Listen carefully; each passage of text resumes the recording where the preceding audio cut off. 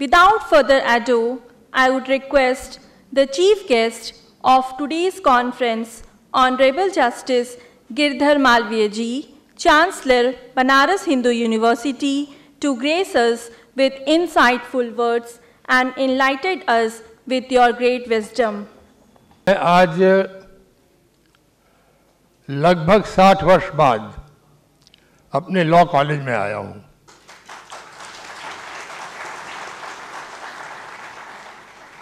मैंने 1958 में यहाँ से लॉ पास किया था और लॉ पास करने के बाद में थोड़े दिन, करीब 3 वर्ष इलाहाबाद के ज़िला न्यायालय में वकालत की और फिर हाई कोर्ट चला गया। तो मुझे ये कहने में अच्छा लग रहा है कि मुझे लॉ कॉलेज का भी और ज़िला न्यायालय का भी और उच्च न्यायालय का भी, तीनों जगह का थोड़ा बहुत अनुभव प्राप्त है। एक चीज़ जो मैंने सीखी वो ये है कि किसी भी बात को कहना है, ये वकालत का मैं गुर समझता हूँ। किसी भी बात को जो कहना है उसको जितने कम शब्दों में और बिल्कुल सही पॉइंट पर कहा जाए तो उसका प्रभाव अधिक पड़ता है। मुझे ये भी अनुभव हुआ बाद में, वकालत तो किया ही, फिर जब न्यायाधीश बन गया तब मुझे सुनने में भी यही लगता था। किसी बात को कोई बहुत घुमा घुमा करके बहस कर रहा है और घुमा घुमा करके अंत में अपने बिंदु पर आता है कि ये मेरा मुख्य कथन है, तो उसका असर नहीं उतना पड़ता जितना कि शुरू में ही कोई सीधे अपना बिंदु पॉइंट बतला दे और यदि उसके ऊपर कोई उसको और फर्दर एक्सप्लेन करना हो तो एक्सप्लेन कर दे। तो ये एक ऐसी चीज़ है कि मुख्य बिंदु पर आना, मेन पॉइंट पर आना, ये बहुत वास्तव में इम्पोर्टेंट होता है। मुझे यहाँ इस कॉलेज में पढ़ने का जब अवसर मिला था तो प्रोफेसर जी.बी. जोशी यहाँ के प्रिंसिपल थे और प्रोफेसर जी.बी. जोशी को टैगोर लॉ लेक्चरर होने का सम्मान प्राप्त था।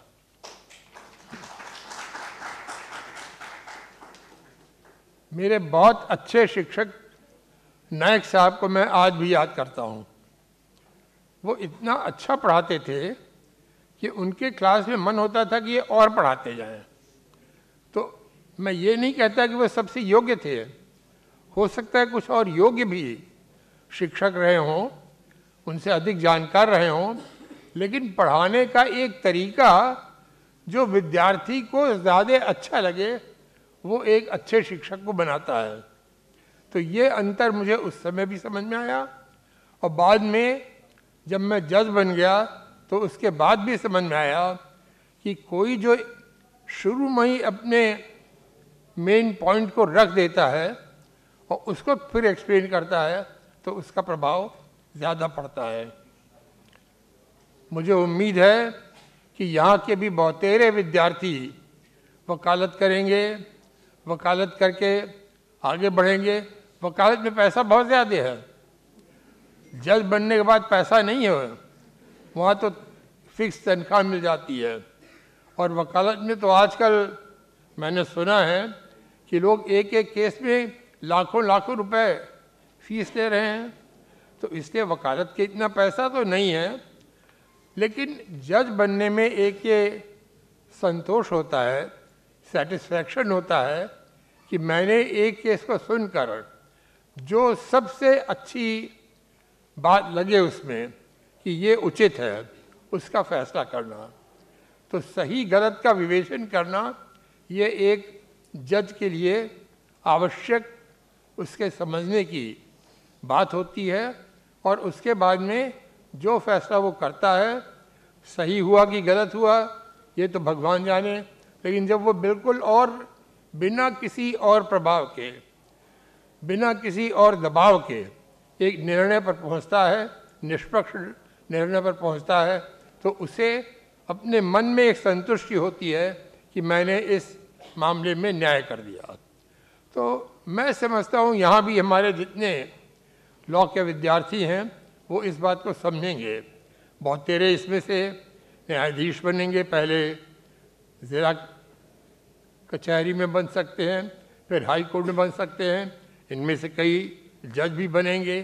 तो मुझे ये समझ में आता है कि इस चीज़ को ध्यान में रखना कि मुख्य बिंदु को पहले, सबसे पहले स्पष्ट कर देना हमेशा बहुत लाभकारी होता है। मेरा अनुभव है कि यहाँ की गई पढ़ाई बहुत ज़्यादा आगे वकालत में भी काम आती है। बहुत से सिद्धांत होते हैं ऐसे जो यहाँ पर पढ़ते वक्त बहुत नहीं समझ में आते हैं, लेकिन जब वकालत करें तो उसको समझना आसान हो जाता है। तो एक ये प्रोसेस है वकालत पढ़ने से लेके और जज बनने तक का, जो ऐसा प्रोसेस है जिसमें जो बेस है पढ़ाई, लॉ की पढ़ाई, वो बहुत काम में आती है। मुझे लोग कहते थे कि लॉ की पढ़ाई में क्या मुश्किल है। ये मेरे ज़माने की बात मैं कह रहा हूँ, पता नहीं अब है कि नहीं है।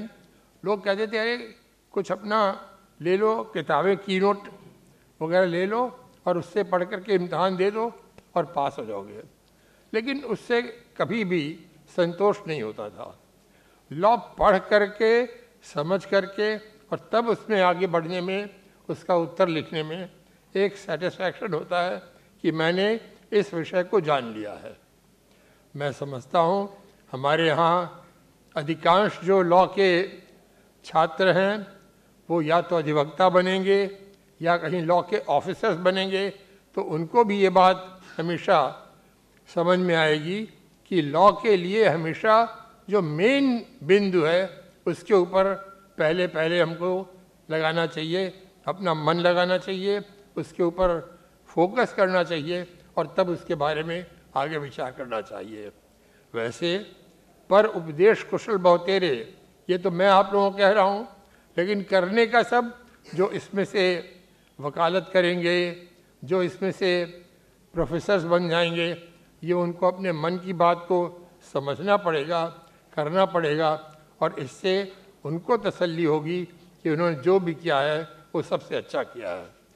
मुझे बहुत अच्छा लगा हमारे पूर्व वक्ता, उनकी बातें सुन कर के मैं उनका धन्यवाद करता हूँ और आप सबका अभिवादन करते हुए धन्यवाद करता हूँ कि मुझे आज अपने फिर से अपने इस पुराने कॉलेज में आने का और आप लोगों से बात करने का अवसर मिला।